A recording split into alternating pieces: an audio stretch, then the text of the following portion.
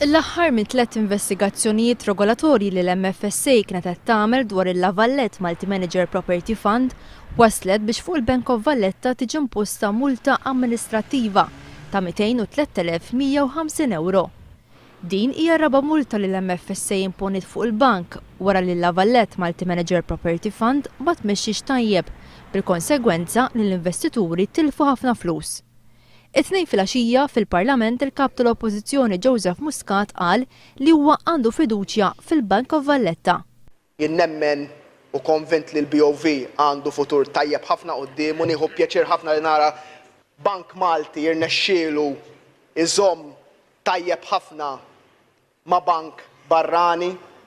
Madankollu tarab għar-reazzjoni tal-Prim Ministru fuq il-konklużjonijiet serji tal-MFSA. Jien nistenna l-Prim Ministru llum jgħidilna x'qed jistenna hu wara li r-regolatur tkellem b'dan il-mod daqshekk ċar. Fl-istess ħin, Joseph Muscat qal li hemm responsabiltajiet x'inġarru. Imma ma nistgħux naħarbu mir-responsabilità li hemm bżonn li tittieħed wara ġudizzju tant iebes ta' multa u ta' punti li tqajmu min-naħa tar-regolatur. Nistenna l-Prim Ministru iwieġeb dwar dan. Sa issa iżda Lawrence Gunzi baqa' ma lqax l-istedina li saritlu mill-kap tal-Oppożizzjoni.